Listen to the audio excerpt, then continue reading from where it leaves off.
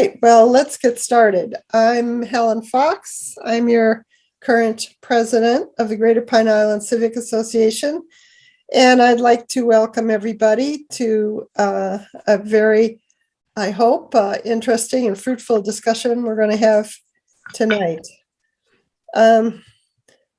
It's time for almost time for the people who've gone up north to come back.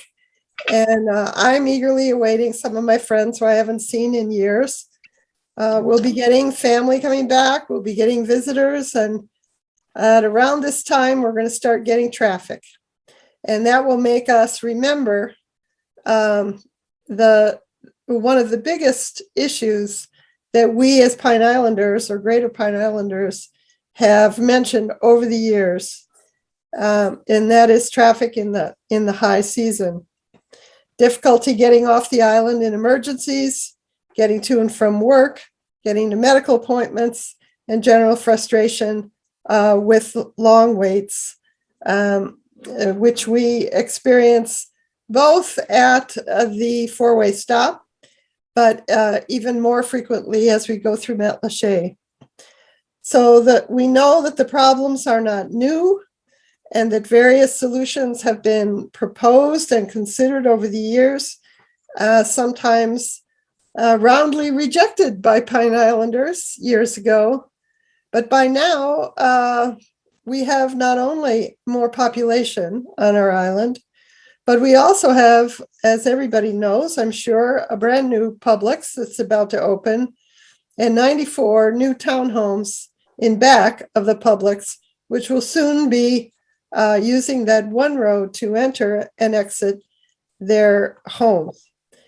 So this is going to make our traffic situation even more important to try to figure out a solution to. So I want to start tonight by sharing our agenda, which is here. Okay. So we'll just start with a few housekeeping details. We'll look at the minutes from the last meeting. We'll look at the treasurer's report, and then we'll have a presentation by the director of Lee Department of Transportation, Randy Cerchie, and deputy director, Robert Price.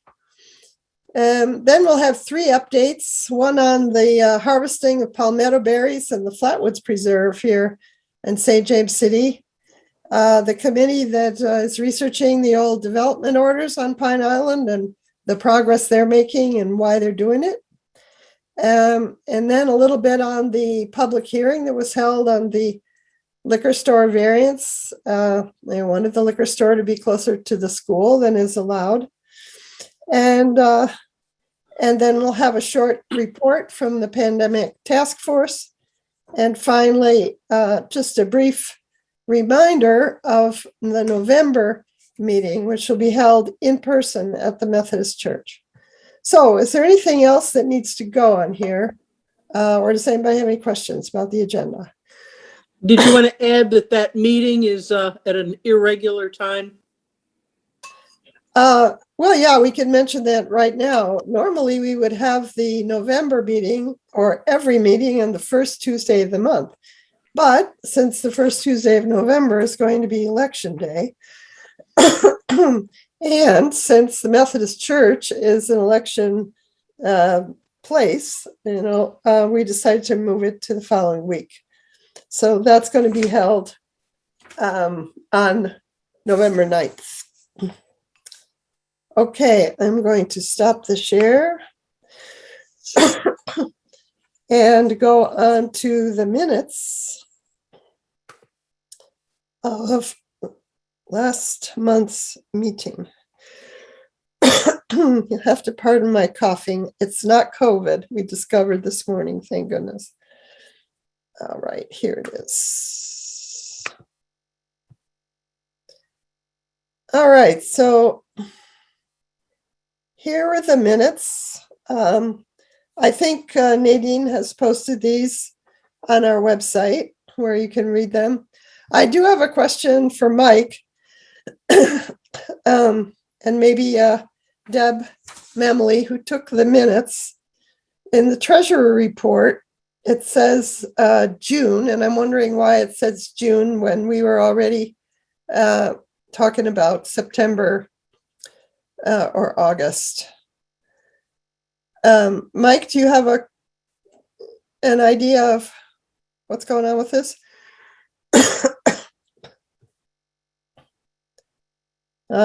Mike Sweeney, are you there? Mike, you need to unmute yourself. Yes. Can you hear me now? Yes, Ken. Yeah, it should have read August, not Okay. not June. Yeah, I Yeah. think Okay. yeah, that was That is easy to yeah. fix. In fact, I think the rest of it is, but yeah, thank you for pointing that out. Okay, good. And then the rescheduling of the public meeting for November, the Calusa public hearing, which was about the package store. And the announcement that the public may attend that hearing and speak directly to the hearing examiner. We spent some good amount of time on the bylaws review. And when all of the changes were read and asked for approval, the whole thing was approved unanimously. So we are very happy to have that task done. The palmetto berry harvesting, we talked a little bit about last time. We're going to talk about it again this time, so I'm not going to go over this right now. But it was noted at that time that a meeting of the Conservation 2020 Committee would be held the next day. Yeah, as I said, we'll discuss that later. We had a committee report from the Septic to Sewer Conversion Committee and a report from the Old Development Orders Committee. And as we will tonight, we had Dr. Jim Coatman talking about the pandemic and the situation as it was in the past, and now things are changing, so it'll be interesting to hear about that tonight. And finally, the announcement of what's going to happen tonight. Any other changes, questions? I move to approve as corrected. I second that. All in favor? Just raise your hand since you're all muted. Aye. Okay, Aye, Sherry. all right. Michael, yeah. If anyone is opposed, now is the time to wave your hand or to yell out. Okay, thank you. Yeah. So I'm going to stop this share and go on to our brief treasurer's report. And let's see, here it is.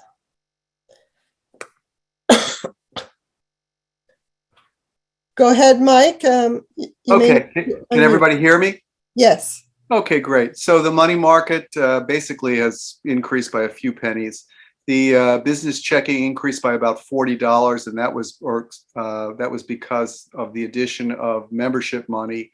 The CD investment is the same. Now the CD, I already went to the bank today and spoke with the representative there, and she said we're going to need to sit down and talk because the current rate that we have is 0.05%. But if we roll it over, it's going to go down to 0.01%. So she said there are other options. She didn't have a lot of time, so she said that if I could come back next week. So I said, yeah, that's fine. So I will let you all know, and I guess at the board meeting we'll talk more about that. Yeah. As far as money coming in, I got money from Nadine, and I also there was no money out. I got Frank Potter just delivered money to me today for his membership. So that's it. Okay. Any questions that anybody has? Comments? Okay. Thank you very much, Yes. Mike. I'm going to stop this share and yeah. And so now we will go on to our main item of business tonight, welcoming the director of the lead dot, Randy Cerchie, and the deputy director, Robert Price. And we know that they have a PowerPoint for us. And so go ahead, guys, unmute yourselves and let's get started. But although 1 second, and that is, I mustn't forget to tell you that their presentation will be followed by a question and answer session, which we hope will also turn into a conversation where you will be encouraged to give your own ideas about traffic mitigation on Greater Pine Island. And the way you can do this is by putting your questions and your comments, or just put in the chat that you would like to make a comment, and either Nadine or I will be looking at that, and we'll save the questions and comments to later. You also, after the presentation is over, you also can ask a question or give a comment by raising your hand. So you don't have to use the chat function. You can just wave until you're recognized, and either Nadine or I will recognize you. Okay? Here we go. Go ahead, Randy. Good evening, everybody, and thank you for having Rob Price and myself. I'm Randy Cerchie with Lee County Department of Transportation. The issues that we have, you can turn to the next page on the PowerPoint. I'm assuming you're in control of there. Go. That's what we understood. Go back one. I'm sorry. These are the issues that we understood would be discussed tonight. Please go to the next page. The Stringfellow Road Pine Island intersection. I want to make a general comment first. Your comment that when folks come back, it gets bad there. That's true, but it's not unique to you. It's a little comfort to you, but the explosive growth that Lee County has felt, Benny Beach Road and US 41, 2 months from now, 3 months from now is just, it's just bad. I mean, I don't have a better word for it, congestion wise. These issues, we have about $1 billion, close to $1 billion CIP, but all these things take time. You have to buy property, you have to have a design done. Even the intersection we're going to discuss here, your intersection, all of the evaluations that we did and the options that we have will require impacts to residents and businesses, and it's just not a comfortable thing all the way around. We haven't made a decision yet on which is the best route to go, although I've informed our administration that something will be coming here. We tried, like you said, a bunch of years ago, and it wasn't looked on very favorably. I wish we would have done it then, but we did not. So here we are today, trying to find the best way to solve it. It has significant delays in all directions. It's a level of service F failing, which don't be surprised. We have most of our roads are level of service F. We evaluated 4 different options: a one-way pair with median U-turns, a quadrant road, a multi-lane roundabout, and a traffic signal. You can go to the next page, please. Rob, are you there? Yes, sir. You want to walk through these Sure. individual issues just quickly and just let them know briefly what the scheme is here? Sure. Well, So this maybe is- not so briefly, though. I mean, I would appreciate it if you would go slowly enough and also go through the slides a little bit slower so that everybody can really get a good idea of what you're talking about before you move on to the next option. Okay? Okay. Thanks. We looked at, like Randy said, we looked at 4 different scenarios of how we could try to address the congestion at the intersection. This particular alternative is what's called a one-way pair. So what we would do in this scenario is we would shift the southbound traffic on Stringfellow Road over to an improved Park Lane to the west of the current footprint of Stringfellow Road. So what you would have on this stretch between Stringfellow and Park Lane up there and Avenue B would be one way northbound on Stringfellow Road and then one way southbound on an improved Park Lane. What this would do is restrict turning movements at the intersection of Stringfellow and Pine Island Road. It would eliminate a couple of the movements that cause such the heavy delays. We would also signalize the intersection at Stringfellow and Pine Island Road. By doing this, we would get the bulk of the traffic either going straight or making right-hand turns, and that would help improve the delay at the intersection. This one is the alternative that shows the best level of service at the intersection, but it is a bit unconventional, I would say, and there would be obviously some learning curve that would have to happen if we were to do an improvement like this. This is very similar to what the city of Fort Myers has done with the state downtown. As you go they have one-way pairs there. They converted First Street to one way, and now they're going back to two-way. Okay, before you go on to the next one, I think it would be good if we let people ask questions, not comment, not say if you like or don't like, but rather ask clarifying questions if you really want to understand this better or anything like that. Okay. What is LOSC? Level of service. And the C, that's ABCD, just like grading in school. Oh, okay. And what does that mean? It means, go ahead, Rob. Yeah, level of service C would be an average level of service. It means that there's some congestion related to traffic at the intersection, but it's not at a gridlock scenario. The lower that you get, so when you go from A to F, obviously an F level service is a failing level of service. It's gridlock. It takes multiple minutes to get through and clear the intersection. A C would be a average, and there would be decent flow through the intersection. One thing I'd like to let you know that at peak hour, at rush hour in the morning, rush hour in the afternoon, no matter what we do, you're still going to have congestion. It's just the way it is with a 2-lane road going into a 2-lane road. And in addition, you haven't had very much of an increase in population on Pine Island.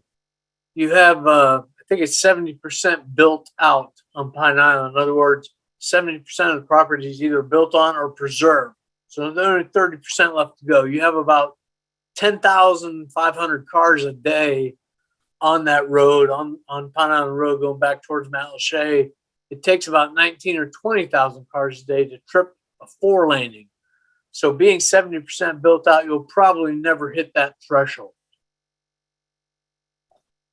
I don't know if somebody has a cursor, but can you show examples of the words on the slide if someone's coming southbound on Stringfellow and I don't understand the right turn and U-turns?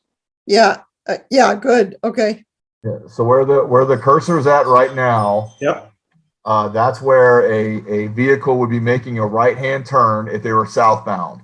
So they would turn right, go west there, yes, Yep. ma'am, and then we would improve Park Lane, which is that basically we would make it as a reverse frontage road almost to Stringfellow Road. Then all the southbound traffic would then make that left at that location. It would be an unopposed left-hand turn and come down, and then they would approach Pine Island Road and approach Stringfellow Road at that location. Isn't that the circle? No.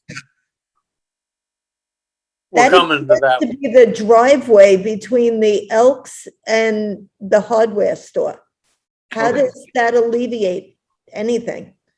What that does is it removes left turns. The southbound left turn is a very heavy movement. So is the westbound movement, both the left and the right. So what we would be doing is alleviating, eliminating turning movements at the intersection. When you take turning movements away, you improve level of service. So also as a part of this proposal, there wouldn't be a left turn off of Pine Island. You would make a right turn as you're coming into Pine Island Road. Everyone would make a right-hand turn and then go up to the intersection where the cursor is at now. And then to go south, you would make a left and come down and then make a right onto Stringfellow Road. Again, like we stated, it's an unconventional treatment of an intersection. But one of the positives of doing something like this and evaluating this alternative is you are removing turning movements that could be conflicting, and it's a safer and it improves the level of service. Rob, would that be like the jug handles they have in Detroit? Yes, ma'am. Okay. Very much so. We try to, when we can, eliminate any vehicle potential making a left in front of a through coming car. Those T-bone or right angle crashes are what the most dangerous are. But what about the level of traffic coming out of the pool area, the tennis court area, the Elks Club, the Little League, flowing into that same, because that's that same road right there Correct. you're talking about utilizing. So you're talking a heavy volume in season at specific times that are going to be worse than the existing turn. I wish this fancy PowerPoint had a silver bullet, but it does not. You're choosing the least of the worst type thing. And again, with the properties out there, each of these are incredibly, we're going to be buying slices of people property who are at the center. Some of the business parking will completely go away. If we had done this a while back, I don't mean to keep saying that, it might have been a lot easier, but now with the buildup we have in this area, nothing is going to be easy. Well, also, Randy, one of the positives of this scenario is it's much less of a need to buy right of way. We're basically fitting an expanded intersection inside the current footprint of the roadway network in Pine Island. So by removing the southbound traffic from that stretch of Stringfellow, now we can use all of that pavement for northbound traffic and then neck it back down to one lane northbound. So as we approach the intersection, we can expand it out and then bring it back down.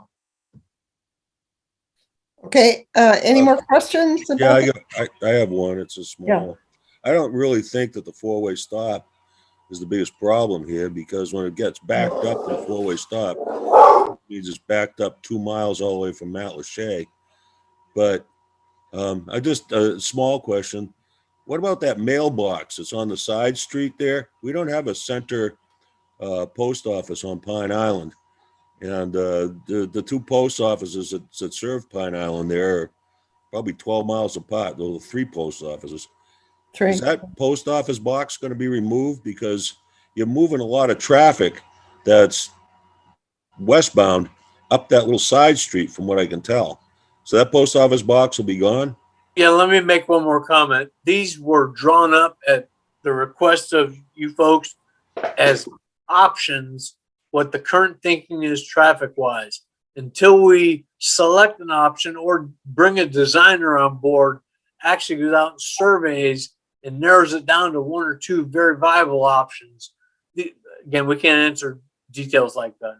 Okay, so thanks. I have a question in the chat. Can you repeat the method of turning south, coming westbound on Pine Island Road?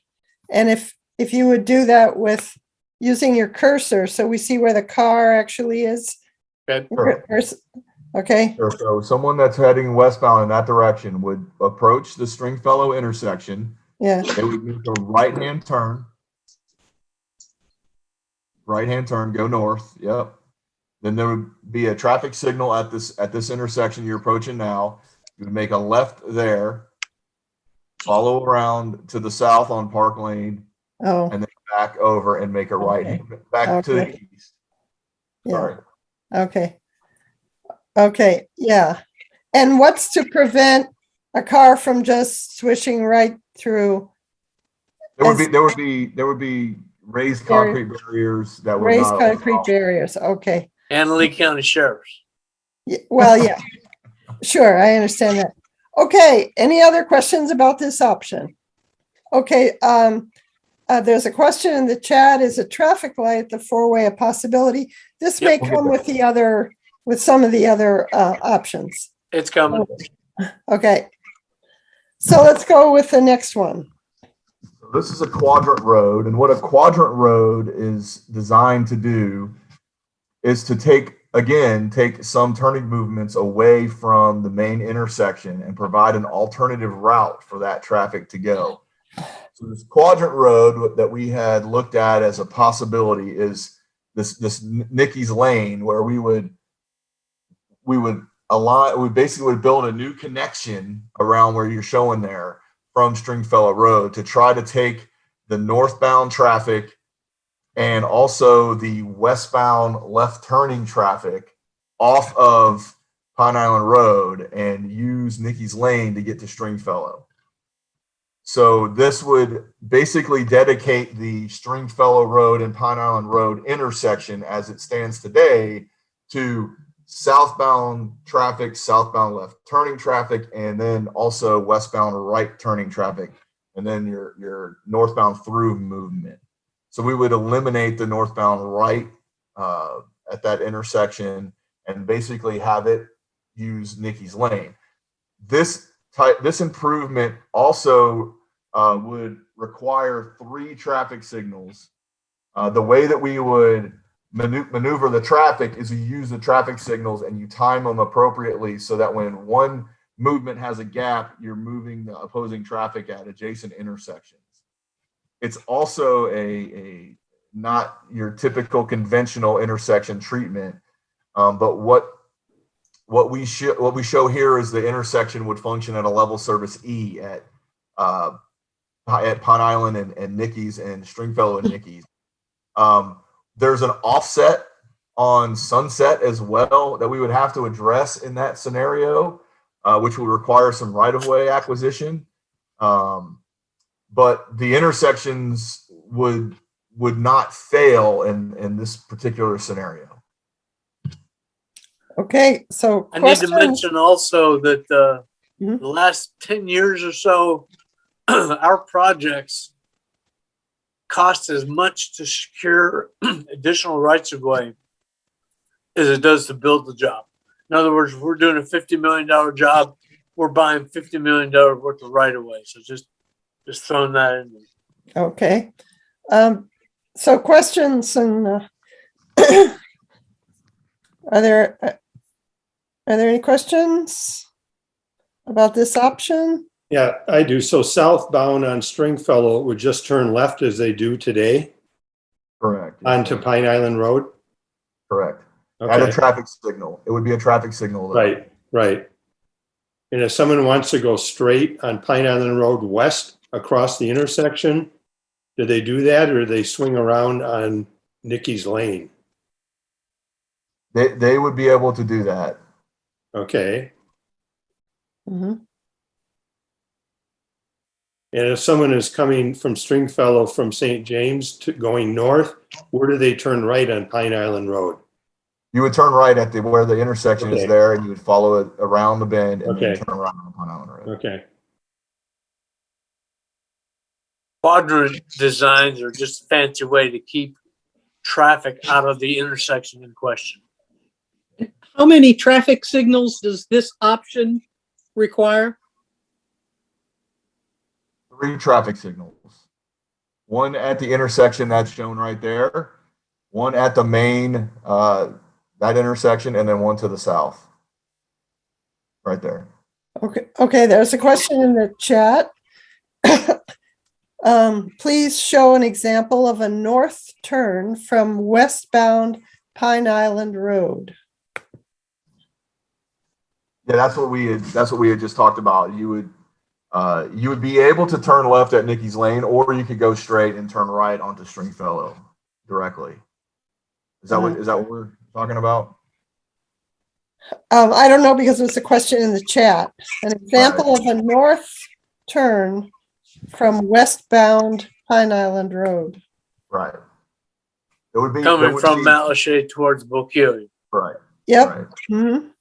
So So that wouldn't be a change. so that would just be just as it is now. Yes, Right. ma'am. In other words, yeah. Okay. All right. Any others? I have a quick question. So you're looking at this and you're telling that the level of service here is E as opposed to the previous one, which is a C. Is that correct? That's correct. Well, so so this is way down on the list. I mean, where are we at right now? We're at F? It's an F now. Yes, sir. It's an F. So this would bring it up to an E, which is not too significant for 3 more lights. Are Plus, like, these, buying Rob, the length of we've way. analyzed these at peak hour, 10-4. That's correct. Yes. These are peak, these are for 22 hours a day, it'll work. All of these options will work very well. I For see. morning rush hour and evening rush hour, that's what these level of service indications are. I see. Oh, Okay. yeah. Thank We you. design it peak hour. We design it worst time. Yeah. And it's also very common to have level service of E or an F where you have predominant flows in turning movements that are heavy in one direction all the time. Okay. So like for instance, you're always having southbound lefts and northbound rights. Those are competing turning movements. So it's very common to have a level of service nearing F, even under the best scenario in a peak hour condition. Do you have an A presentation? I wish I had an A. Like I say, this does not include a silver bullet or an A. Okay. All right. We can go on then, right? Let's go on to the third option.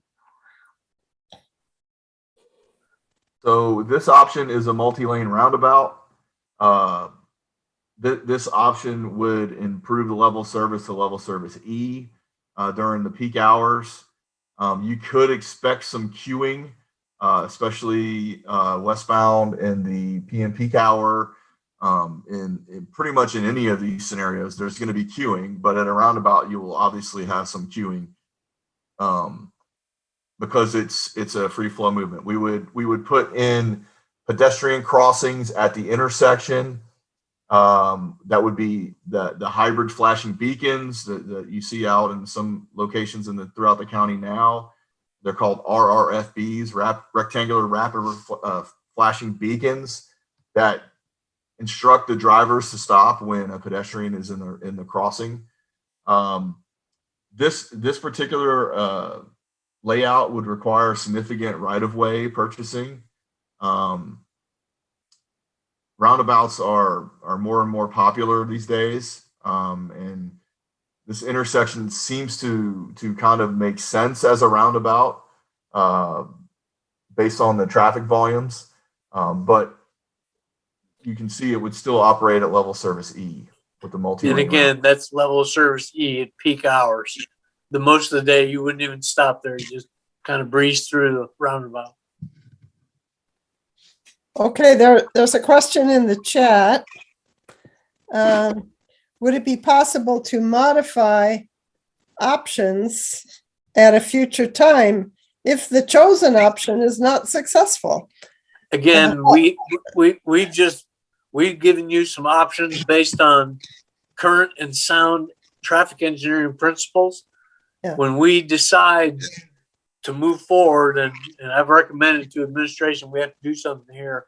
We'll bring a designer on board and they'll give you a couple good options with good details and survey so we know exactly whose front lawns, whose driveways, whose mailboxes got to go type thing.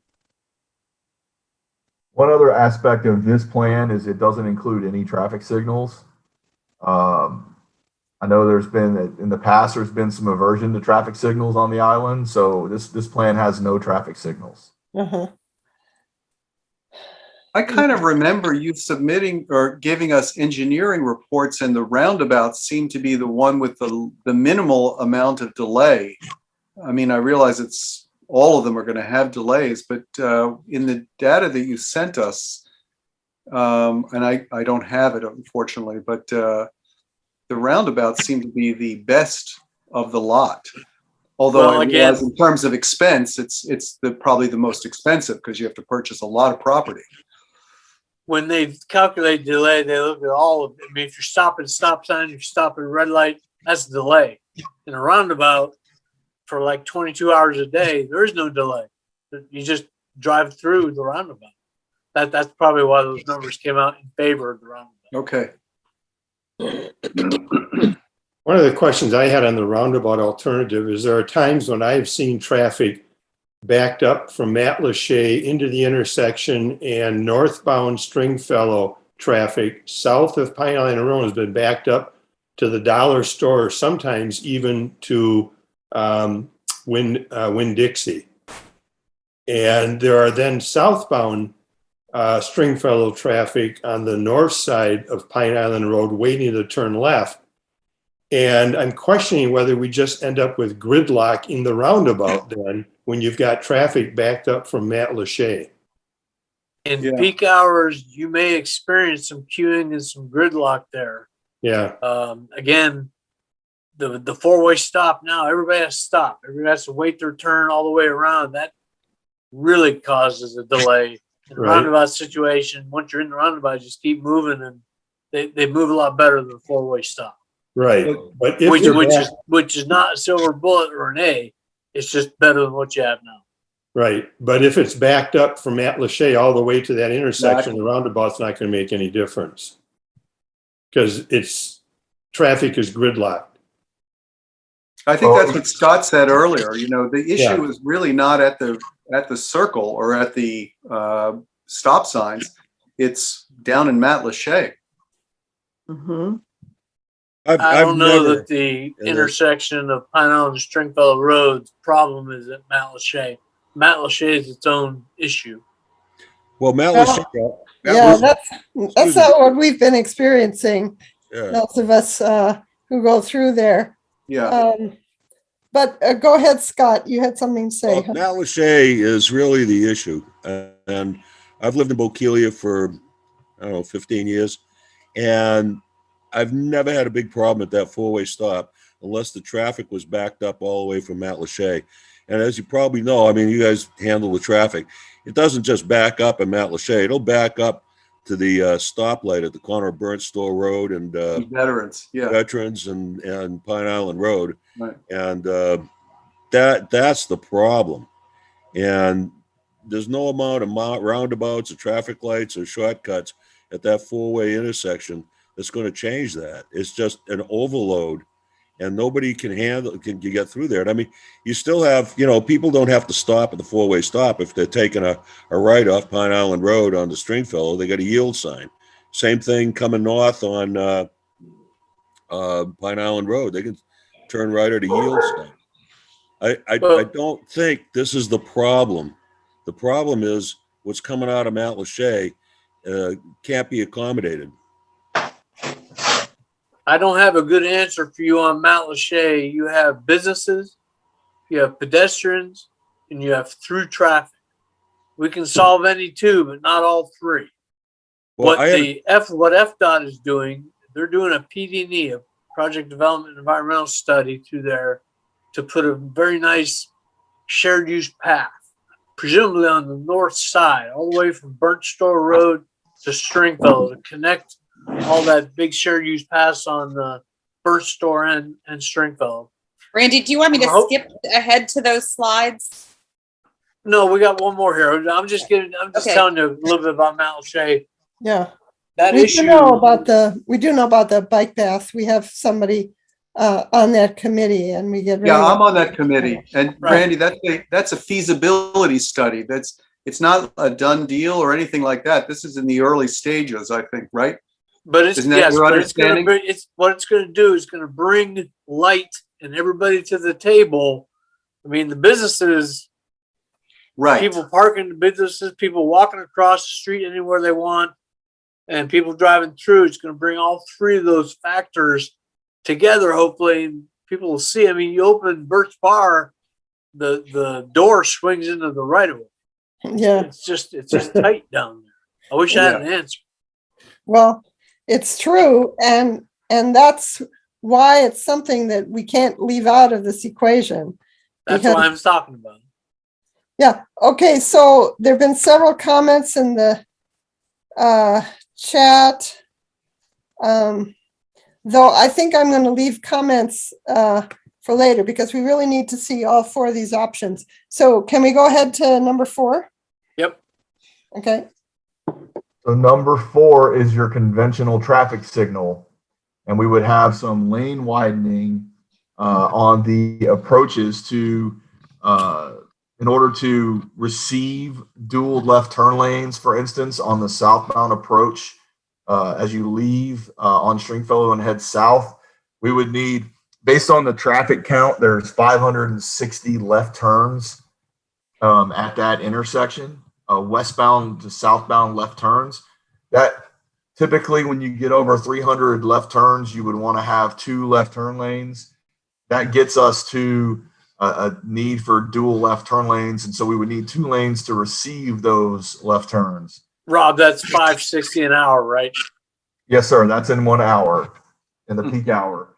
So what we would do in this scenario with the traffic signal is we would be expanding the approaches and also the returns away from the intersection to receive the lanes, and then narrowing back down to 2 lanes in all those directions. So that way we could increase the capacity and the throughput at the traffic signal.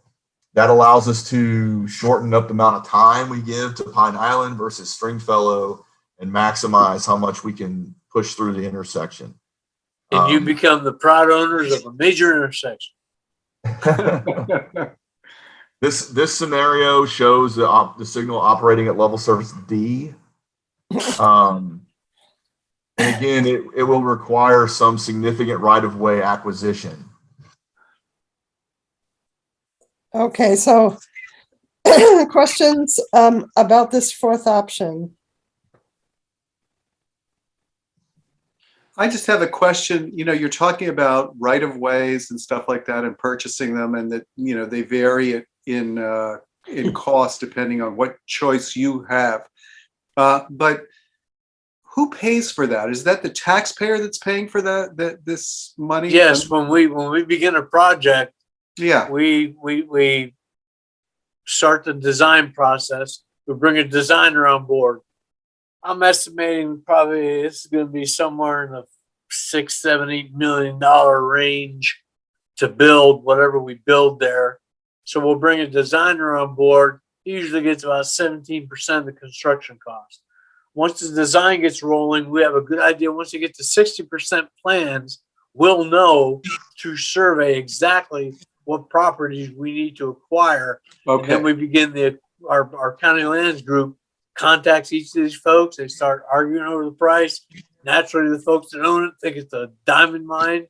We give them fair market value. There's, assessments done, and that takes quite a bit of time to come to that thing, but it's all part of a project cost. Okay. I have a curiosity question, please. When you're talking about numbers, Rob, about cars going through there, was that when these feasibilities were done approximately 8 to 10 years ago? No, we update our traffic counts fairly regularly, especially at areas where we're anticipating doing some improvements. So, but we can also take those counts and we can adjust them for growth and those types of things based on some count stations that we have in the nearby vicinity. Okay.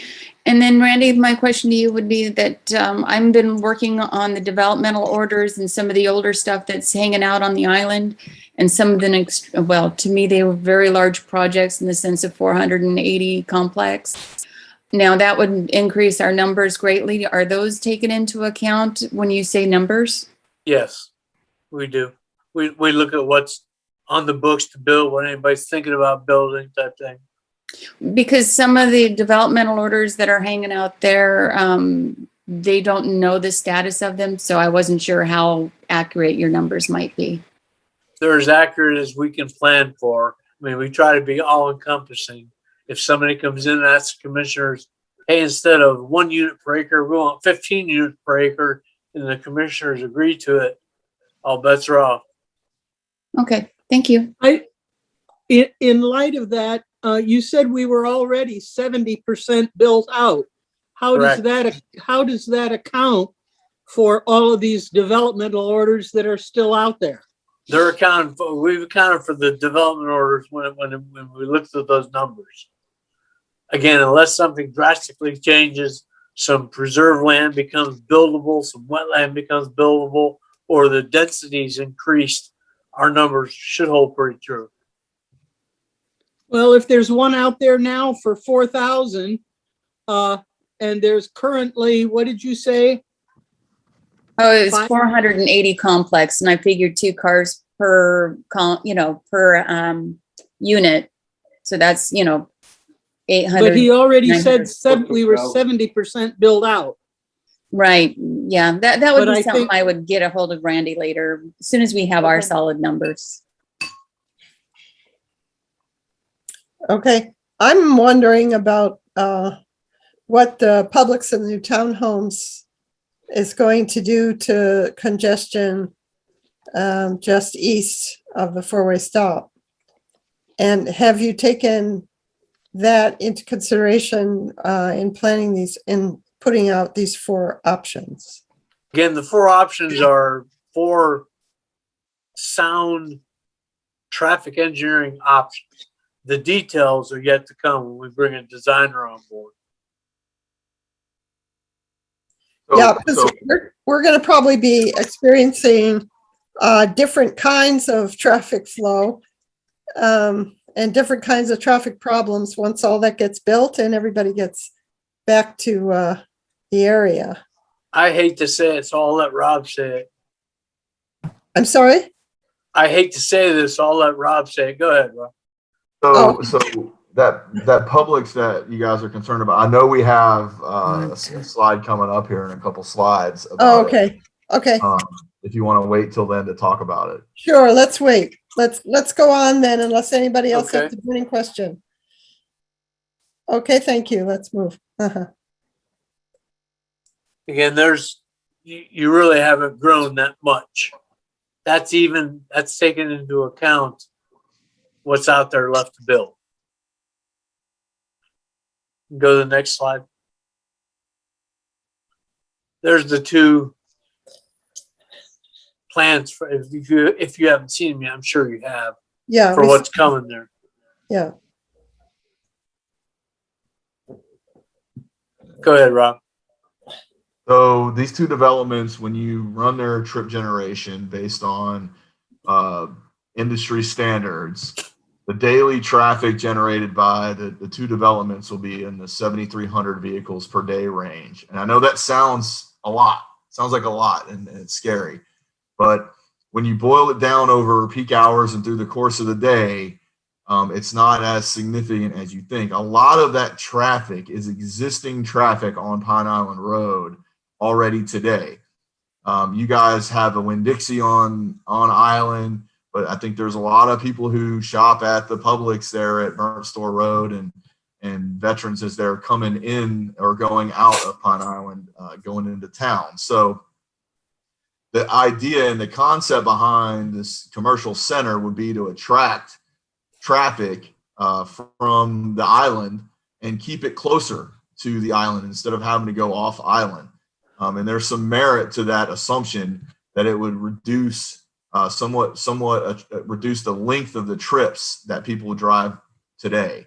The development at the Orchid Cove, I know they've recently reduced their number of dwelling units down to 94 units.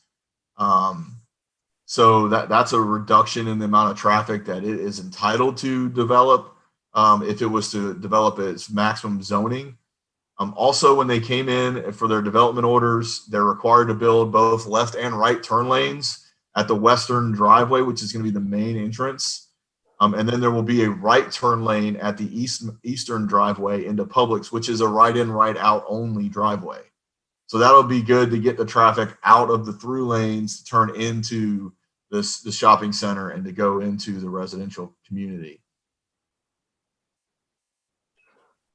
Deb, yeah, go ahead. Okay, Are you aware that the owner of the unit that reduced his amount of condos actually owns a separate property that has been developmental ordered approved back in the 80s for a second phase, which would increase his numbers greatly, both in and out of there and other areas? Any Those are- individual project like that won't have much impact on the magnitude of what we're talking about now. Okay.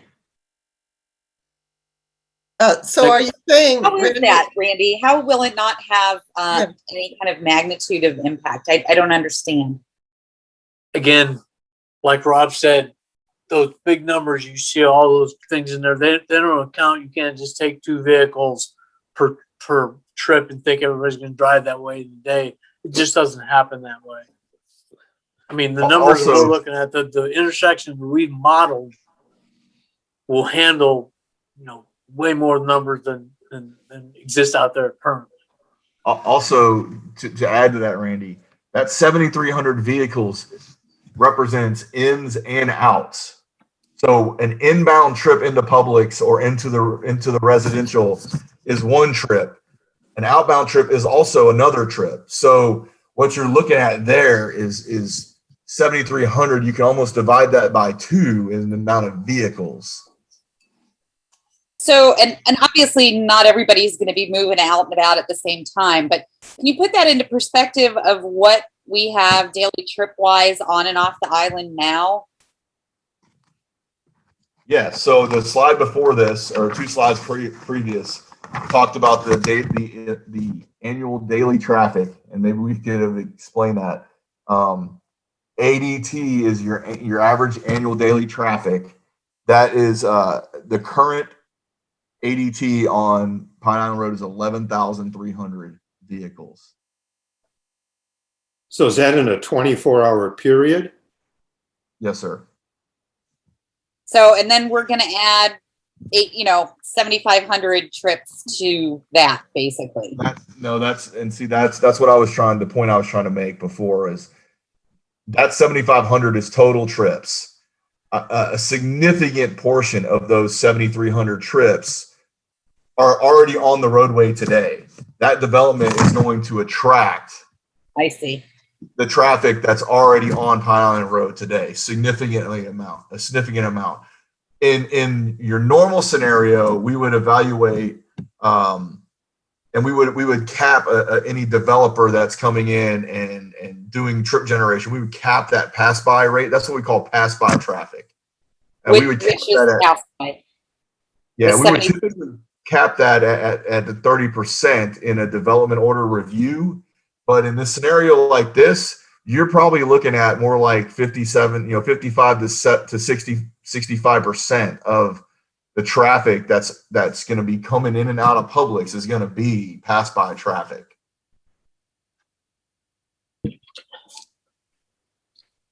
Okay, so can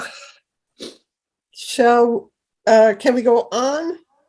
Yep, next page. All right. So the shared use path, you seem to be well aware of that. We're hoping that it brings a bunch of folks together through Matlacha to see what can or cannot be done. Again, there's a 2-lane bridge that will bottleneck any attempt at widening there. I've heard folks say, well, why don't you build a bridge around Matlacha? Well, I'd sure like to, but getting a permit to go out into the mangroves and the water there would be difficult at best. So I'm hoping that the PD&E over time here comes up with some good solution, brings everybody together, then we can come up with a project based on that. A simple question. I have forgotten. Is this going all the way to Pine Island to Veterans? Is that the ideal or? Birch store to Stringfellow. Thank you. Yeah, It's the north side. That's North the- side Yeah. seems to be the preferred side at this time. Right. Yeah. And Helen, you had commented as to how that was going to interact with the shared use path that's been installed on Stringfellow Road. That would be designed through the design process, but you can rest assured that we would make sure that there's a smooth transition that's going to be safe for all pedestrians and bicyclists to use the shared use path to get from Stringfellow onto the pathway on Pine Island Road. So that's good to hear. I feel that the pedestrian and bicycle crossing that's there right now is really not very safe. There's Where? light. Where are you talking about? It's right at the four-way stop on the east Okay. side. People are coming down the bike path or they're walking, and then they have to get across the traffic that's turning north and the traffic that's turning south. And there's no light there. There's no flashing light. There's no nothing. So I'll have our traffic folks take a look at that interimly. oh, good. I'd like Yeah, to. Yeah, go ahead, Scott. Well, I'd like to follow up on what Helen said, and I think you really need a street light there at the intersection. And I've almost hit a bicyclist there. I'm ashamed to admit it, but he was coming down. He was coming south on Stringfellow, going across the intersection, and I was going through the yield sign. And of course, I'm looking to the left because I'm not really worried about what's on the right. Right. And I almost hit him. And I feel really bad about it. That was years ago. I feel bad about that to this day. But I think if a street light was there, it would make it a much safer place, right on that corner. We can take a look at that. I appreciate that. I have one other question about the bike path.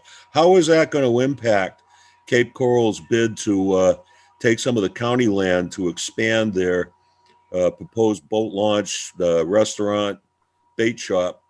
We made an agreement with we made an agreement recently with Cape Coral.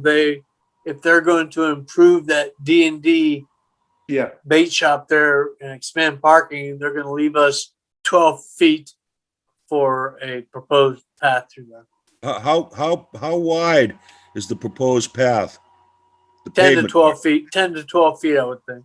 No, I just mean the pavement part, the cement. They had said 8 feet in the meeting that I attended. They were talking about a distance of 8 feet. Shared use paths are typically 10 to 12 feet. Okay. You can constrict them in areas where you have telephone poles or some natural restriction, I think down to 8. If they're showing 8, they're probably assuming constriction throughout. We try to get as much as we can. So what are you proposing for a setback from Pine Island Road and the whatever Cape Coral's planning on building? I'm talking about grass, maybe trees, whatever. How much of a setback are you proposing there? No, there'll be the edge of pavement that exists. Be a certain amount of grass. I forget what it was, 4 or 5 feet, and then a 10 or 12 foot asphalt path, and then the D&D bait will begin. It's going to vary. Yeah, at the end of the day, Scott, it's going to vary, and it's going to vary based on the width of the right of way and how much room is actually out there. Well, right now, Lee County has about, I didn't measure it, but it looks like about a 25, 30 foot right of way there. Why are you giving so much of that land to Cape Coral? It seems to me for safety's sake, you should make the sidewalk a little wider and have it set back from Pine Island Road a little more than a couple of feet. As you come around the corner to the mangroves westbound, it's not very wide right away. Once you get almost to the D&D bait property, it goes out a little bit, probably 10, 15 feet more towards the bay there. So the right of way differs through there. Well, They wanted to create some more parking in there. We had no problem with that as long as we had enough space to get whatever path the PD&E shows. Well, my concern is the amount of setback that you're proposing there from Pine Island Road. That's the danger zone. So nobody's going to back into a bicyclist. But no, there's not going to be. You're not going to be able to just pull off there. There'll be a driveway to pull in and out. You can't just pull your boat off over the bike path. Okay, there's a comment in the chat It says, Mount Lachey traffic problems would be hugely improved if there was a parking garage, so parking wasn't at right angles to the flow of traffic. I And agree without with right you. angle, let me finish. And without right angle parking on Pine Island Road, it would give room for a right of way. I agree with you on the parking garage, but we're Lee County DOT. We don't park cars. We move them.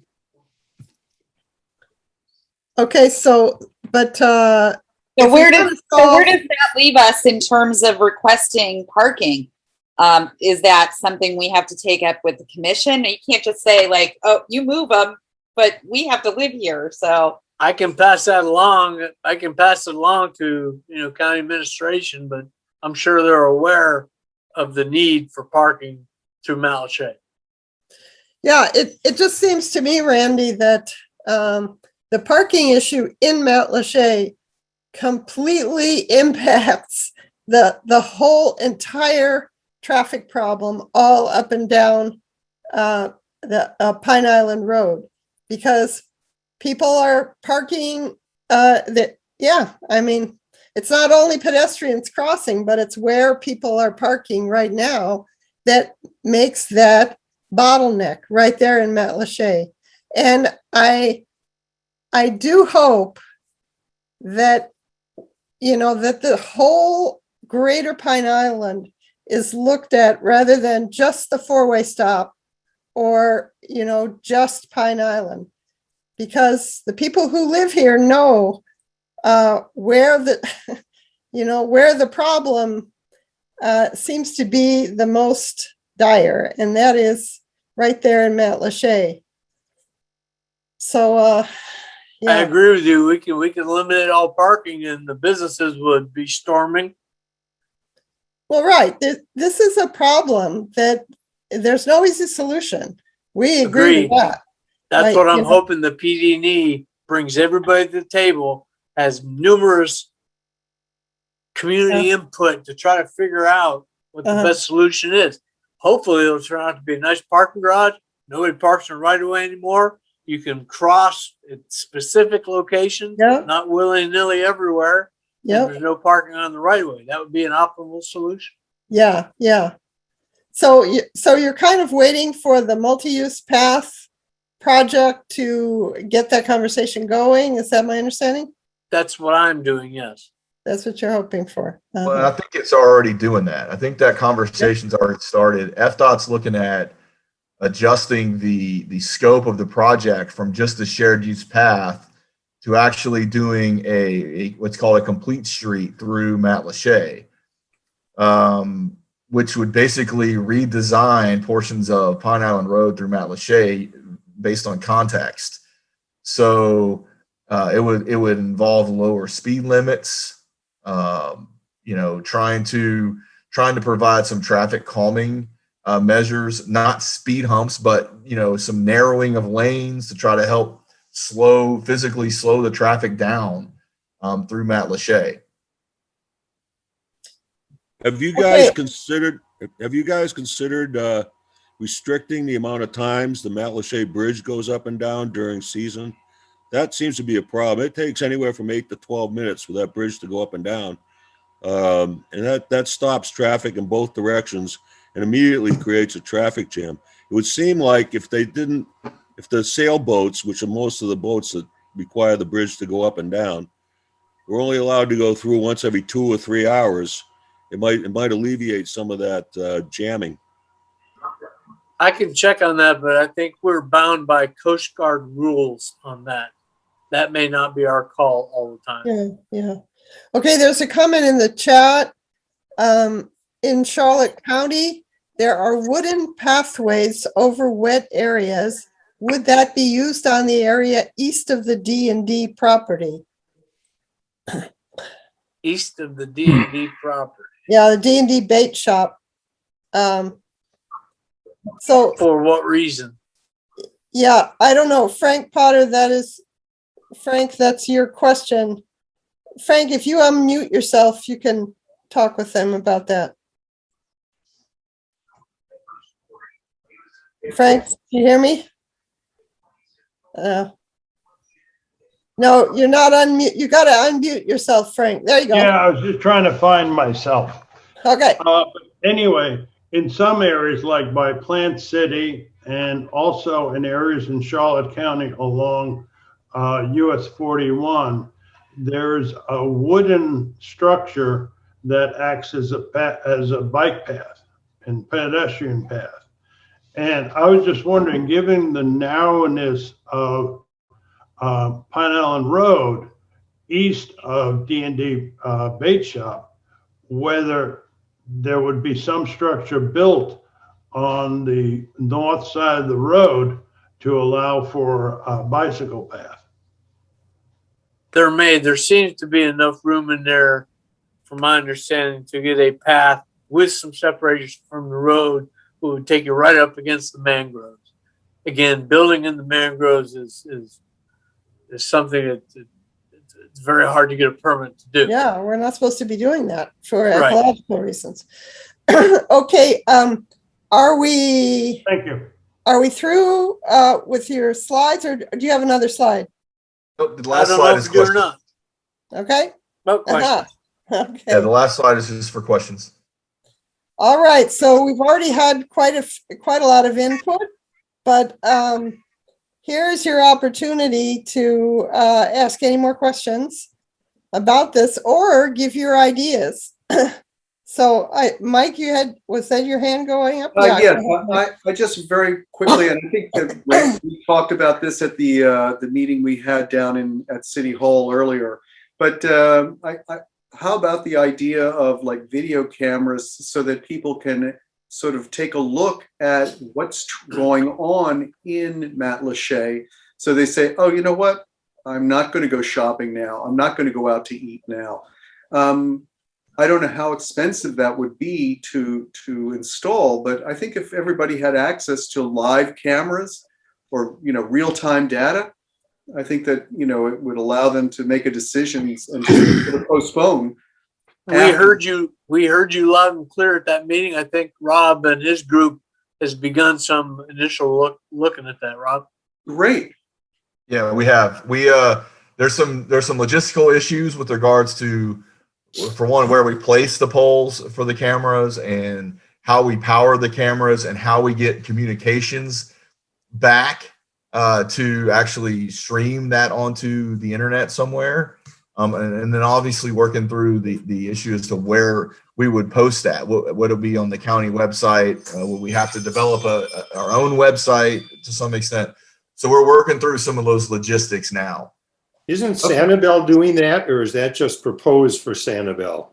Sanibel has some live stream cameras. So does, I know Fort Myers Beach has a couple as well. And don't they have an app as well? You can download on your phone and just take a look at the app. I'm not sure. Yeah, I'm not sure how that works, if they have apps or you just get online somewhere on the county website. The critical part too is where we've already talked about where we place the cameras. Putting one right in the middle of my shade doesn't do any good. You already see it's crowded. You want somewhere east and somewhere west. So Right. you can see where the end of the traffic is. Right, exactly. Okay. Okay, Sherry, you have your hand up? Back to the center intersection. On the first option, the paired ones, that would improve traffic to a C. How many stoplights were there involved with that one? I believe there was 2 in that scenario. Thank you. And the option, the quadrant would improve it to an E, and the multi-lane circle would improve it to a D. What would the conventional stoplight improve it to? The signal was a D. A D. The roundabout was an E and the signal was a D. Yeah, Right. that was number 4, option Yep. 4. Mhm. Thank you. And again, I can only reiterate again, those are peak hour Yeah, ratings. So if you are in a position not to have to drive at morning or afternoon rush hour, each of those options will work very well. okay. What are the peak hours of that intersection? Is it 7 to 8 in the morning, 8 to 9, 6 to 7, And in the evening, same question. Rob, do you have that info? I don't have the specifics. We could certainly get you a breakdown of the counts, but typically what you see is set between 7 and 9, somewhere between those 2 hours in the mornings when you're going to see your AM peak hour, and your PM peak hour is going to be most often between a 4 and a 6. Okay. So an hour in that time frame. Yeah, so But- someone is asking which option is best for the entire day. What I understand is most of the day, you're not going to have any problem. You're just going to have a lot of problems at peak hours, just like we do now. Right. I think all options work throughout, in the off-peak times. All the options will work well. Okay. Mike, you have your hand up? Mike I just Sweeney? had, and I don't know if they would even be able to answer this, but Randy or Rob, either one of you, what would be the process to obtain parking for Matlacha? I mean, I know this isn't your area of expertise, but you've probably had this situation occur before. You mean the process to get a parking garage moving? Some kind of parking area, yeah, so that pedestrians, et cetera, could park their cars and, instead of parking on the street. When you go by Burt's Bar there, and I know that if you're parking parallel to the road, you're going to just you're pulling out, you're stopping traffic right away when you're pulling out of those parking. I'm still on county business. That's just what I've heard. I don't know that.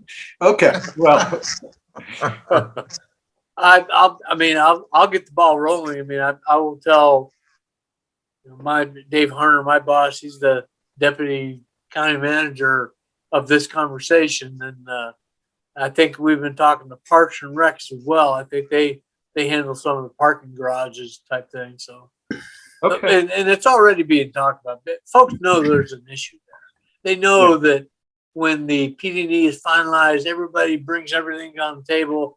That's probably going to be one of the bigger options to do to get people from parking willy-nilly and crossing anywhere they want.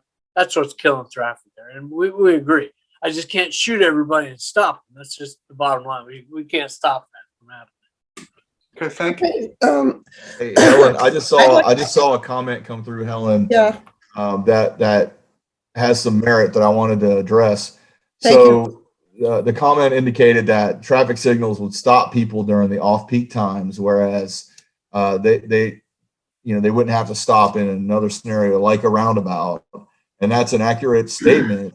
However, I will say that the traffic signals that we install here we all use detection, and so they would be responsive to the vehicle traffic that's there. In off-peak times, especially at night, it's going to rest on the main line. And then when someone pulls up on the side street at nighttime, it's going to turn quickly as long as there's not traffic in the opposing directions. All of our signals are responsive like that. During the peak hours, what's critical to understand about the first two scenarios that aren't as conventional is we would be able to time the signals, they're so close together where when opposing movements are not working, we could have the signal operating the movements that would not be affected by those opposing movements. So they would all go kind of in concert and work together to move the traffic as best as we possibly can. In addition, Rob has a TOC, a Traffic Operations Center. I urge each of you to come out for a tour. It's in Billy's Creek, Luckett, and I-75. We maintain 450 or so traffic signals in Lee County. We maintain all traffic signals. Most of them, probably 80% of them, are connected back to the TOC by fiber. That gives us the ability to monitor. We can turn up we have this big screen, be great for watching football or college basketball. It's probably got 14 or 20 60-inch TVs. We can bring up any intersection to fiber and watch what's happening. If we need to add more time or delete time or whatever, we actually do that in real time, adjust the signal. Okay, so somebody was making the comment that we should take into account energy efficiency when we're coming up with these solutions as well. That traffic lights are not energy efficient. And then if your car is stopped waiting for the traffic light, that's polluting the atmosphere if you have a conventional vehicle. I think we should move on if possible. And I'm just wondering if anybody who's, Nadine. Sorry, Go ahead. one more question. Okay. I'm just wondering if any of these possibilities for the four-way have taken into consideration that Pine Island Elementary now has a new dismissal procedure. I don't know how long it will be in place, but since COVID, they've got parents lining up right on Pine Island Road to snake around and get, I can't remember what the name of that road is, but to get back into the elementary school. So that's, another potential bottleneck issue there. And again, I don't know, how long their plans are going to be for handling dismissal this way, but if it's for the foreseeable future and forever and ever, whatever, that you guys should just know about that. I can only tell you that Rob and his group the last couple of weeks since school started, probably been to every school in Lee County, trying to get these folks to do what they're supposed to do with the parent teacher pickup and then whatnot. They just do what they want to do. But details like that would be addressed through design when we actually select one or two options to drill down and start design. We take a look at those kind of details. Thank Okay, you. it's great to hear you're on top of all these issues. I'm wondering if there's anybody here tonight who has come to talk about the issue of Main Street, the traffic on Main Street. And if so, please say so in the chat or unmute yourself and say so. If not, I just want to ask one or two questions about that. Some of the people on the Facebook group were talking about speed bumps, rubber speed bumps that wouldn't make too much noise, that could slow the traffic on Main Street. What do you traffic engineers think about that as a maybe part of a solution to the dangerous roadway we've got there right away? Who don't you like out there? What's Main Street? Main Street is, sorry, the far Bokeelia? north end of Bokeelia when Okay. the road curves around right by the water and goes out to Captain Khan's. That is the street. The bike path stops at that turn and the road narrows. It's a historic district. And then the traffic is supposed to slow down, it's a lower speed limit. 20 But miles per hour there. Yeah, but they say that the trucks that are trying to go in there and service the restaurant and the marina, they just, they barrel through We went there. out and talked to those folks a while back. They have a bigger concern with the misuse of the property at the very end. Yeah, that is It's true. not something they're Yeah. trying some different ways to go Yeah. about it, but Right. really speeding is a law enforcement issue. We don't have guns at DOT. Putting Okay. speed bumps is not a good idea. You have to pick out who you like the least, and we'll put it in front of their house because they're going to hear every garbage truck, every pickup truck, every boat, trailer banging in front of their house. We put them down. We end up moving them a week later, type thing. So that's kind of a nuclear option. That's a last resort type thing. Yeah. Hopefully So, we can get some sheriffs out there. Yeah, Randy, we are aware of the first issue you mentioned. We've been talking about it here. This seems to be a separate issue with different people who live down at the end, and they're now, talking about alternatives among themselves. And what my question really is what the Department of Transportation can do, if anything, or is it kind of up to that community to come up with their own options and then find a way to finance that themselves? How does that work? First of all, you have to determine if there's really a problem. I went out there for lunch, met with those folks probably 6 or 8 months ago with Commissioner Ruane. we sat there and I forget whose window faced right out there for an hour and a half, had lunch. I didn't see but 4 cars and not one was speeding. So what is a real problem? What is a perceived problem? I mean, we could go out there and do some traffic counts and see who's actually speeding. When we do that, it actually turns out it's the residents that are doing the speeding and not the folks that they thought were speeding. I'm just saying that that's usually how these things turn out. Okay, but that doesn't really answer my question as to whose responsibility it would be, or who's under whose purview it would be to put flashing lights, or that would be you, right? Again, we've had our traffic folks out there numerous times, numerous requests from them. We have not found what they're saying. So whose responsibility is to do what we don't find is a tough question. Okay. All right. Okay. Any other questions or comments? Sherry, you have the last word.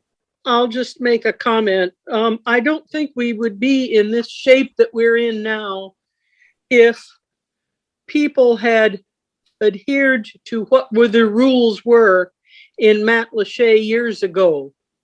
When the police started enforcing the no parking in Matlacha, the merchants got very upset and told the policemen they couldn't enforce it, and the police stopped enforcing it.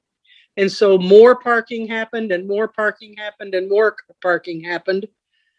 And you got more congestion in Matlacha because of the lack of enforcement of the existing no parking regulations. And that's just my thought. That's all. Thank you. Yeah, okay. Obviously, the transportation guys don't have any control over that kind of thing. But if residents are going to do what they're going to do, regardless of what the county does in terms of roads, right-of-ways, paths, barriers, why do we? No, we all have to cooperate to get this problem solved. Well, Exactly. I'd like to thank Rob Price and Randy Cerchie for coming tonight. It's probably a longer and more question-filled session than you expected. Thank you. But we really thank you for all the work that's gone into this and your willingness to answer all of our questions. I think the PowerPoint will be put up by Nadine on our GPICA website. Then you'll be able to get on there and really study it if you are still a little confused about these options. I am very glad to hear that once more work is done, the county will come back, if I understand correctly, will come back to us with a couple of options that they have determined are the best from traffic engineers' point of view. And then we'll again have a chance to talk about this. Is that correct? Yes, that's correct. And this is just the tip of the iceberg. We realize there's a lot of work to do out there. We're hoping that path through Matlacha, the work at the corner down there, I mean, at the four-way stop, take a look at all these factors together and end up with something in the not too distant future that benefits everybody.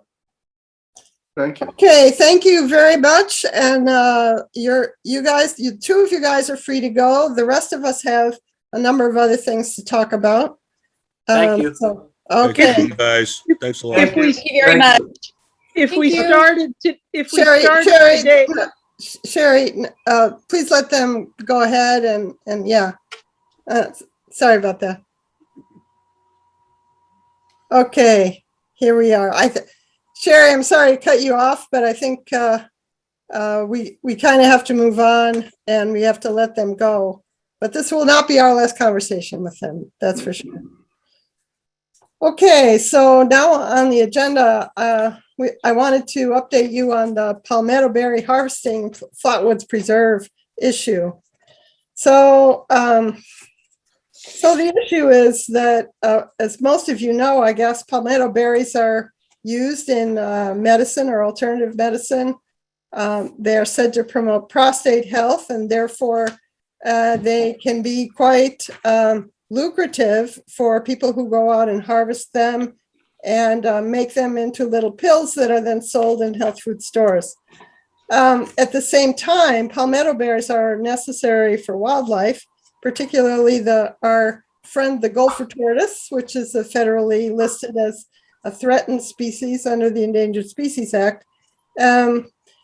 The palmetto berries are harvested legally by people getting permits on certain types of land, and they're also harvested illegally by people without permits, and people going into, quote, preserves, such as the Pine Island Flatwoods Preserve. And so on September 15th, there was a meeting of Conservation 2020 Committee, CLASSIC, and that acronym stands for Conservation Lands Acquisition and Stewardship Advisory Committee. At this committee, so they're supposed to advise the county on how to be good stewards of conservation lands, and also, of course, to suggest and okay new conservation land acquisition. So at that meeting, Jesse Lavender, who's the director of Parks and Recreation, gave a short presentation about these palmetto berries on Pine Island. He says that the county has difficulty policing the sites. They don't have enough people. The people who go out and gather these berries illegally do so in the middle of the night. They do them at odd hours when they can't get their people out there to stop them. So he decided, apparently he only, to start a pilot project, as he called it, on Pine Island's Flatwood Preserve, in which he would employ a firm to, quote, sustainably harvest the palmetto berries. And they were supposed to leave 20% of the berries on each plant for wildlife. So he went ahead and did that without telling us on Pine Island and without telling the CLASSIC committee. And they are the very committee that is supposed to give advice on these things. So some of those members were rather upset. So three or four of us, GPICA members, three of our GPICA members attended that meeting. Noel Andrus, Mike Sweeney, Deborah Swisher Hicks, and so that's four of us, and me. And we were allowed to speak. And what we said was, first of all, that they should have informed us, and they should have informed the committee. Secondly, what is a for-profit venture doing on conservation lands, on preserves that are supposed to be preserved? Did the vendor know that arsenic had been found on those lands and might make its way into whatever pills would be on the market? And also, a conservation biologist had told us that, you know, if there was no wildlife study that was done before they did this pilot project, how in the world were they going to know if it was going to be beneficial for wildlife in the end? And their response was basically, well, let's cool down, calm down. Let's wait until this study is completed. We have all the data. We'll share it with you. Well, we decided, some of us at the GPICA decided that we were going to go out and look for ourselves. And so I'm going to try to share this screen with you. Okay. You're going to tell us you did this in the middle of the night, right, Helen? Well, you can see we didn't. We did it in the sunshine, and we had a lot of fun doing it. So three of us went out there, we tramped through the water, and we looked at literally hundreds of palmetto plants. And I'm going to show you the kind of thing that we found, which was this. Okay, so palmetto berries are kind of like grapes, you know, so they grow on these stems, which then after they're picked, the stems are just dried like this. Now, if you look very carefully, you can see several palmetto berries. There's one. There might be another one. If you're good at Where's Waldo, I don't know, you might find it. But it was clear that 20% of the berries were not left on the plants. Most of the plants seemed to be picked clean. And there were a few plants that had orange berries on them. Those orange berries would turn this purple color when they were ripe. So when the pickers went through, they must have left them because they were green. They were nowhere near ripe. And there were really only a few plants that were kind of like that. We know this is not a scientific study, but we felt it was important to find out if there's any cause for concern. So we're just waiting.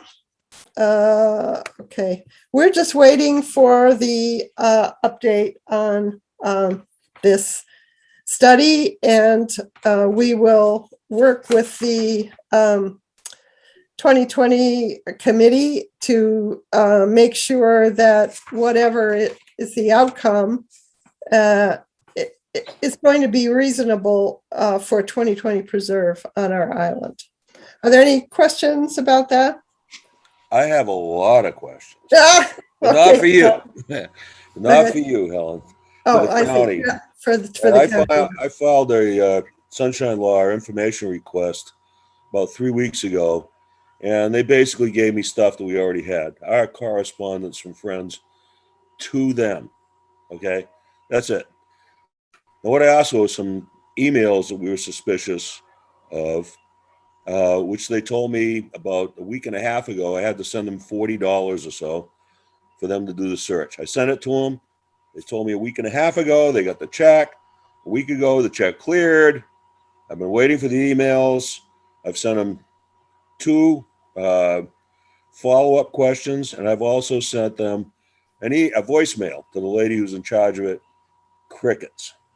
The other thing we've asked for that they clearly have is the working file from the county commissioner, not the county commissioner, I'm sorry, the county manager and the Parks and Recreation manager, Jesse Lavender, which they've said they're not going to give them to me until they're ready. I've done well over a dozen information requests. The state of Florida, Cape Coral, even Lee County. I have never been stonewalled like this. So today, I contacted the state attorney general, as somewhat jurisdiction over this, and they gave me several options. We can go to the state attorney for Lee County. We can go to the attorney general. We can file a lawsuit, and we can go to the county commissioner who represents us, Kevin Lorraine. So I'm going to give him a couple more days and see what's going to happen. But they screwed up. When they do something like this, they become what we used to call, when I worked for the Wage and Hour Division, an agricultural employer. They're supposed to make sure that these people that are harvesting the berries are working for a registered farm labor contractor, which I seriously doubt they even check, because I don't think they know what they're doing. And they're supposed to make sure the employees are paid at least the minimum wage, which I seriously doubt they're doing. The other thing, I wish Noel was here, and he was the one that pointed it out. The 2020 program isn't designed to create farms for the county to make money. Right. Resource extraction from 2020 property is specifically prohibited.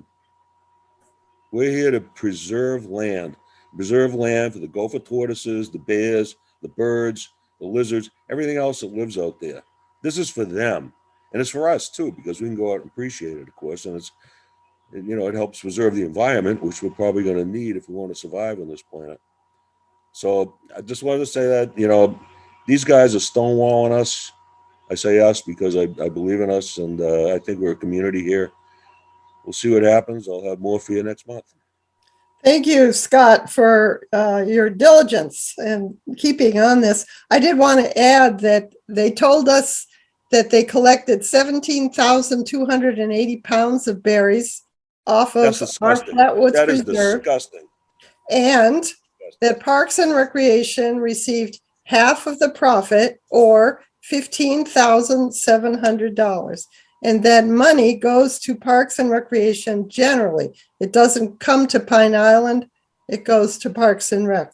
So there are a lot of ways that this is fishy, to say the least. I think we need to move on. Deb Swisher Hicks has an update for us on the committee that is researching the old development orders on Pine Island.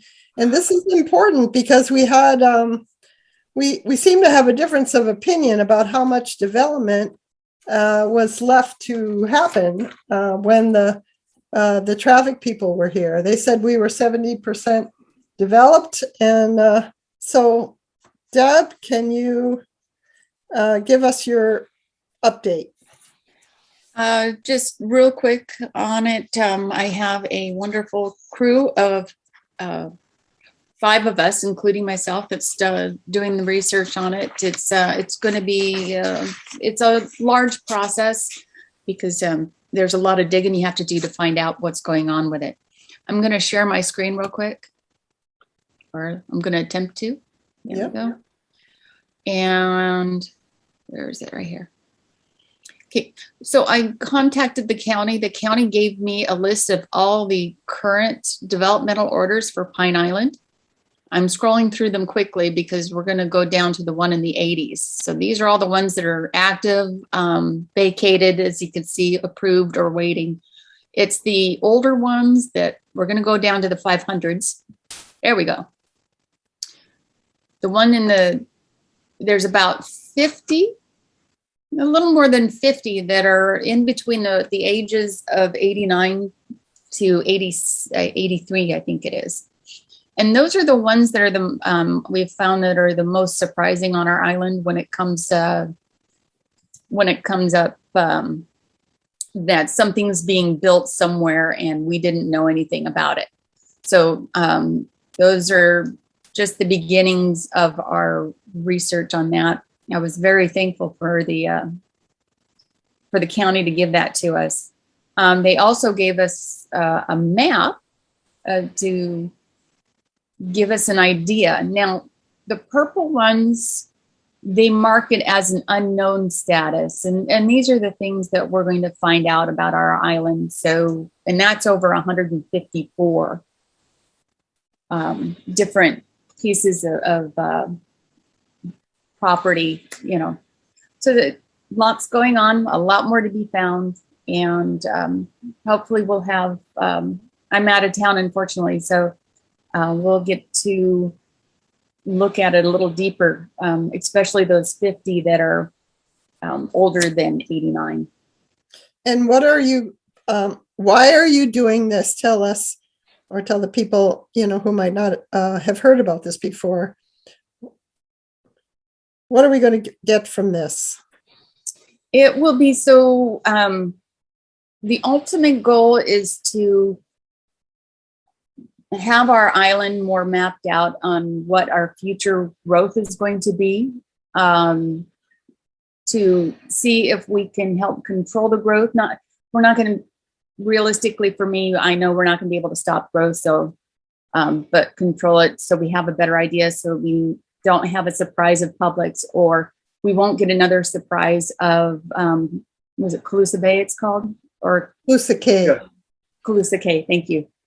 Another surprise of Calusa Cay come about, and that way we can be more proactive with the county, possibly getting some of the really older ones to, if they're not going to be just automatically renewed, they'll actually be reviewed at current values, in the sense of the county restricts on how much can be built in a certain lot. So we're going to see if we can help the county with that and keep an eye on it. So yeah, one of the issues is that these old development orders that are not all that easy to find, as the committee understands now, are automatically renewed every 5 years.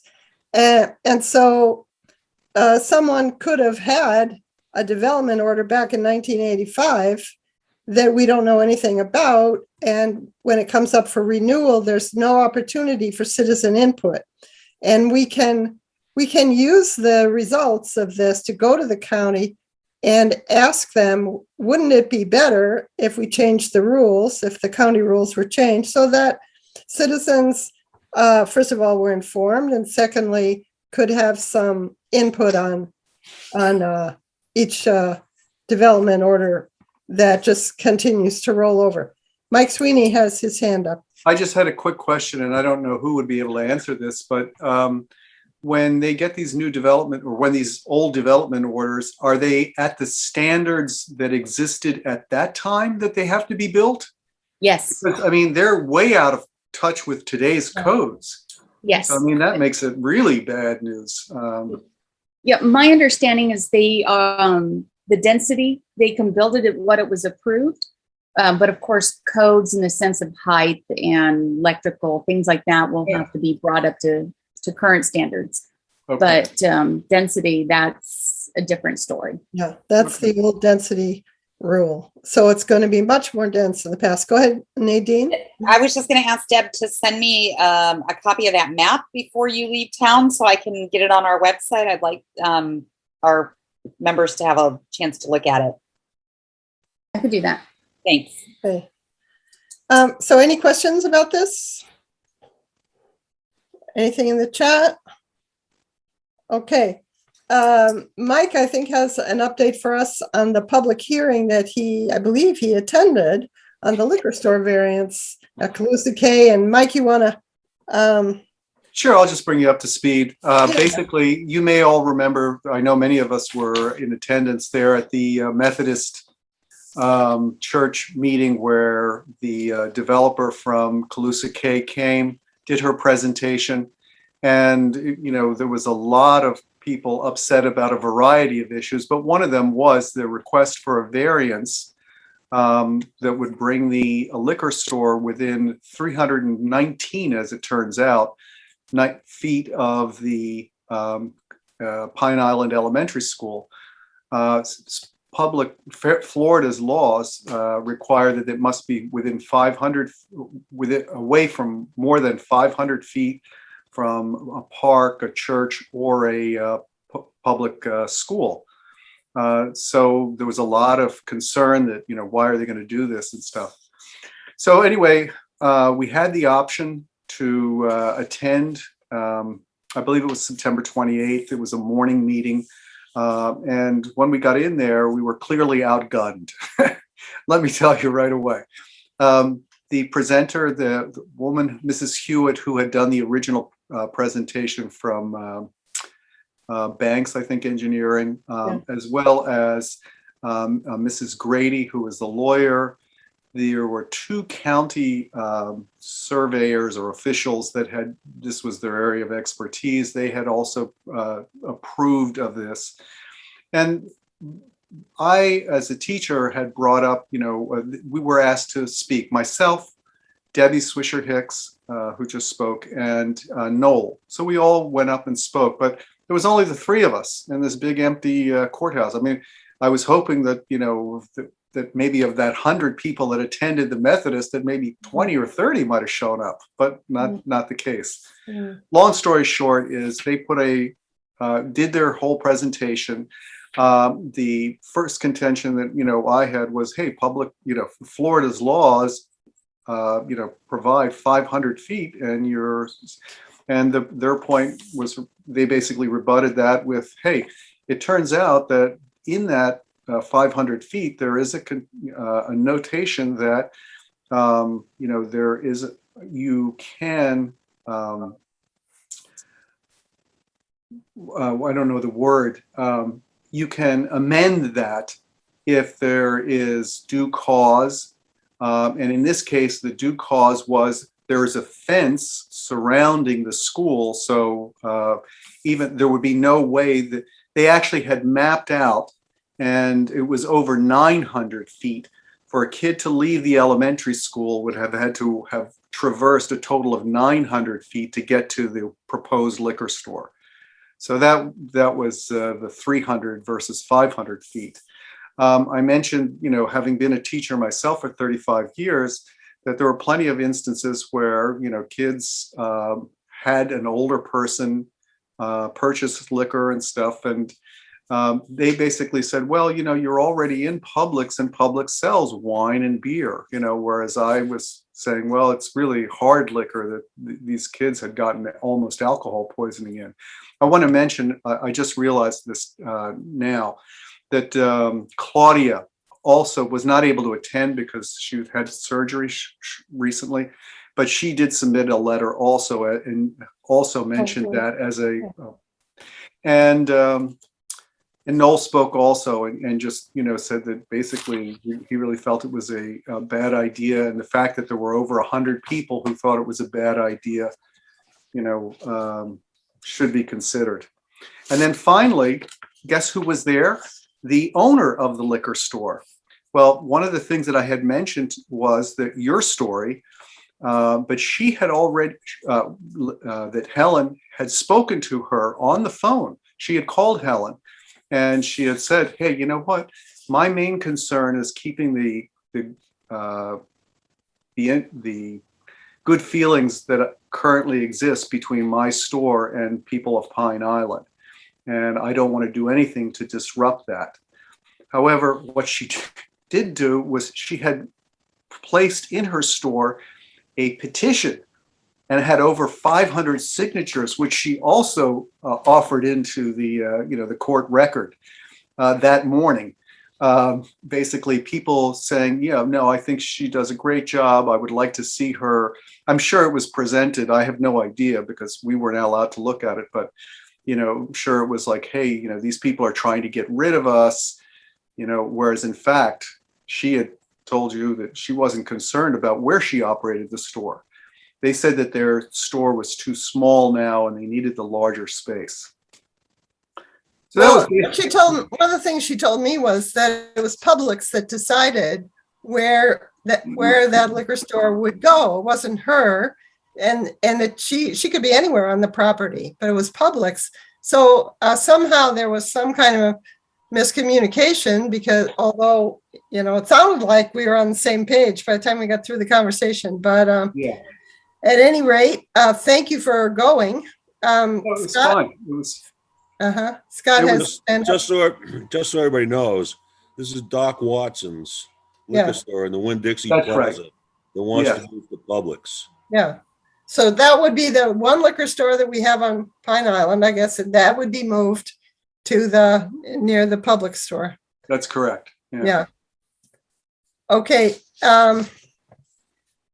Well, thank you for doing that, Mike. So now let's have a brief update from Dr. Jim Copeman on the Pine Island Pandemic Task Force, just to tell us where we are in terms of COVID and what we need to do about this as a community. So probably everyone has heard that the rates are shooting down, but still at levels that are putting under considerable stress the health personnel in the county.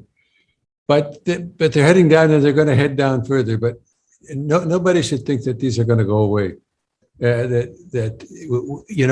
We may have a respite of a year or 2 years before we have the new variants emerging that are going to be causing problems.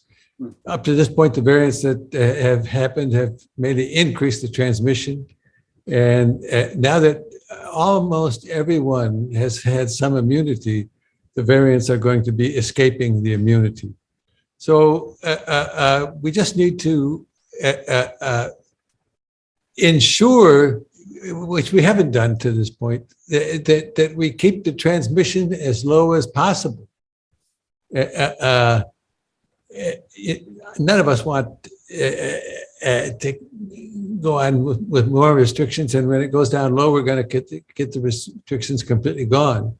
So the solution is vaccination, and if we can get high enough levels of vaccination, we will avoid the mutations in the local community that are specifically making things locally bad for us. That's the major message that I have to give.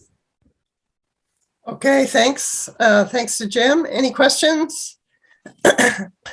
Vaccination, and try to, if you have already gotten vaccinated, try to convince your friends, your family, your loved ones to also get vaccinated if you have any influence over them. So last thing on the agenda is just a reminder that next month, November 9th, our general meeting is going to be another public information meeting. And this will be about the proposed kayak launch site in St. James City. And this will be at the Pine Island Methodist Church. People will be required to mask up, rather if they're vaccinated or not. But it will also be live streamed on Facebook. So anybody who is unable or who feels safer staying home can watch the proceedings on Facebook. So what's happening about the kayak launch site is that an organization called the Conservation Foundation owns this property, and they are requesting a special exemption to allow a boardwalk, a kayak launch, and a small parking lot. And some of the concerns that have already been expressed about this is they seem to have cleared the lot with Roundup, cleared it down to the ground. I've been sent some pictures about that. They would need to cut the mangroves for a long boardwalk to the kayak launch. And it's unclear whether a lot of people would use the kayak launch because you'd have to drag your kayak a good long distance along the boardwalk to even get it in there. And then people have questions such as, are there plans to hold large-scale events on this property that could further degrade the land? And then there are questions about the Conservation Foundation itself, whether it's all that it says it is when you look at the website. So everybody's invited to come, and please do show up. You'll have a chance to speak and ask questions. Somebody's put something in the chat that says, do I have to use Facebook to hear the meeting, or will the meeting be available on Zoom? Unfortunately, Linda, because I will also be away, I'll be in Michigan, and I'm going to have to tune in on Facebook. The Methodist Church says that they really don't have the capacity to do Zoom. So we are stuck with Facebook. I'm sorry about that, because it's a whole lot easier to do question and answer and to feel like we're a community if we all can, see each other's faces or at least each other's names and ask and answer question. Yeah. So Facebook is what we're stuck with, but at any rate, let's get out there and make our voices heard again. So I'm at the end of the agenda. I wonder if there are any other questions or comments, or if someone would like to make a motion to adjourn. I move to adjourn. I'd like to second that vote. Okay. I'll just ask if anybody's opposed to that, because there's so many people who are muted and who I can't see. So, okay. So the meeting is adjourned. Thank you very much for spending your evening with us.